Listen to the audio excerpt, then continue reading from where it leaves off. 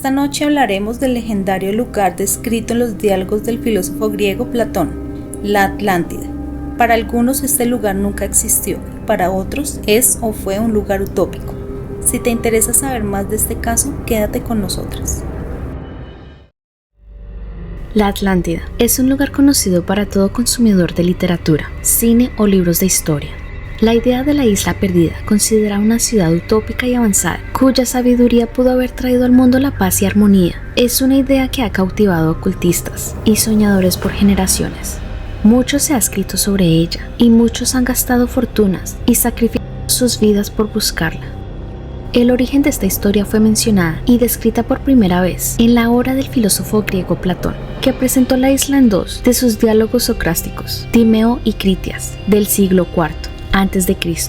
Platón la llamó Atlantis Nessus, o la isla Atlas, y no pretendía que representara el pináculo de la humanidad, sino que la civilización isleña fuera un complemento ficticio de la ciudad real, de Atenas. Los fundadores de Atlántida, según Platón, eran mitad dioses y mitad humanos. Crearon una civilización utópica y se convirtieron en una gran potencia naval. Estaba formada por diferentes plataformas de tierra circulares y concéntricas, que estaban separadas por el agua y unidas por un pasillo. En su plataforma central se eleva un templo en honor a Poseidón, cuya magnitud no era comparable a ninguna gran estructura, ni de aquella ni de esa época. Las exuberantes islas contenían oro, plata y otros metales preciosos. Albergaban una abundante fauna rara y exótica. También había una gran capital en la isla central. Platón habla de una isla del tamaño de Asia Menor y Libia juntas, paradisíaca y pacífica, cuyos habitantes eran ciudadanos apacibles, humildes y solidarios, algunos descendientes del dios griego del mar, Poseidón, y favorecidos por él. En esta inmensa isla del continente, todo era paz, hasta que un día los ciudadanos de Atlántida, los atlantes, empezaron a pelear. Se convirtieron en una población vengativa, sediente de poder y llena de ambición. Entonces, según cuenta Platón, el dios Poseidón, enfurecido y con la ayuda de los demás dioses del Olimpo, tras ver cómo los atlantes luchaban entre sí y destruían poco a poco su ciudad, provocó una serie de cataclismos, en concreto un gran terremoto y una subsiguiente inundación que llevaron a la ciudad a su desaparición. Y así, en solo un día y unas noches terribles, según narra Platón, la Atlántica se hundió en lo más profundo del mar.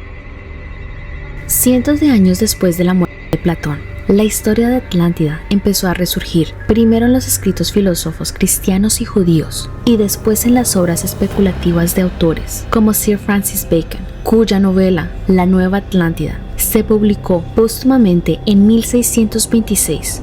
En el libro Atlántida es una sociedad utópica en una remota isla del Pacífico, cuyos habitantes son cultos, humanos y profundamente cristianos. En aquella época, los europeos se enfrentaban a un cambio radical en su visión del mundo, que se estaba expandiendo drásticamente con el aumento de los contactos entre europeos e indígenas en toda América y el Pacífico durante la era de las explosiones.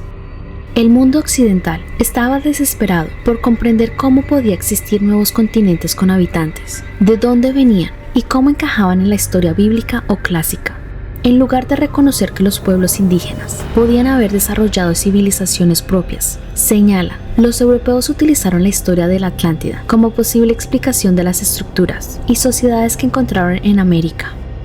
Entre ellos se encontraba Charles de Beauvoir, un sacerdote francés que recopiló textos mesoamericanos y relacionó la civilización maya con una Atlántida real.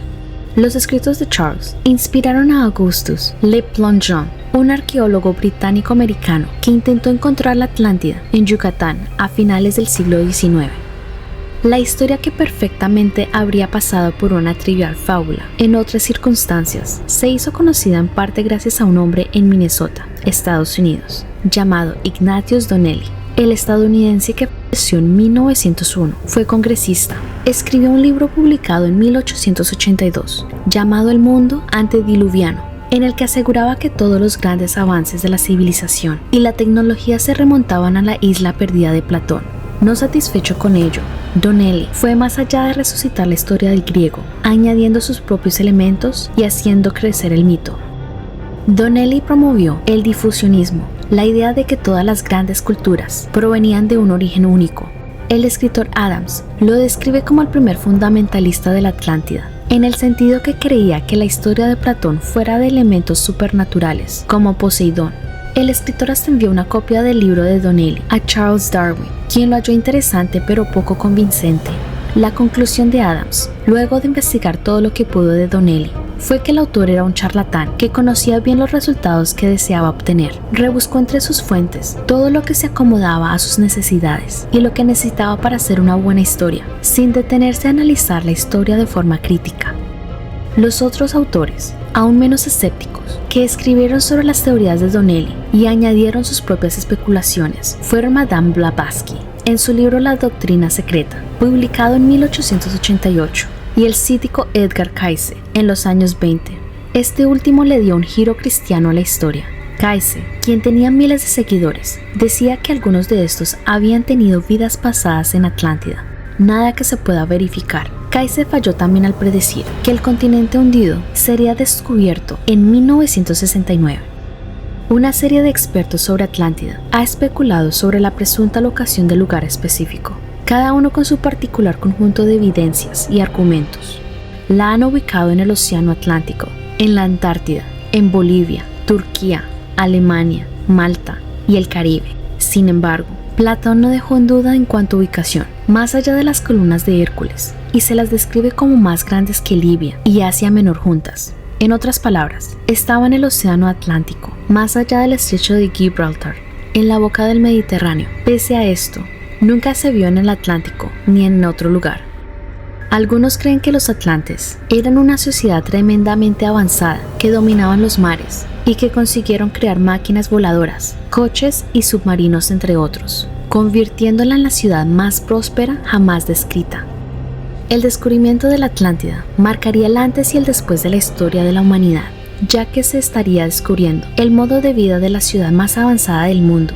Incluso Hitler creía que la raza aria era descendiente de los atlantes, porque él se creía descendiente de una civilización superior, y en su locura envió varias expediciones a lugares remotos del planeta en busca de probar su teoría. Algunos científicos afirman que no existió tal ciudad, que fue simplemente un mito o parábola inventada por Platón para narrar lo que le sucedía a aquellos que hacían el mal. Pero lo mismo decían de Troya, y apareció en 1871 en la actual Turquía. Aunque muchos escritores, cineastas, filósofos e incluso arqueólogos siguen creyendo que la existencia de la antigua isla de Atlántida, los estudios afirman que se trata de una leyenda y que Platón posiblemente la creó como representación filosófica. Como Platón no era un historiador, sino un filósofo, a menudo utilizaba metáforas para expresar sus pensamientos, como demuestran sus propias palabras en los textos. Gracias por quedarse hasta el final. Esperamos que les haya gustado el video de hoy. Si fue así, comparte y dale like. Síguenos en las redes sociales. Esperamos que tengan una noche llena de Eccentric Horror. Bye.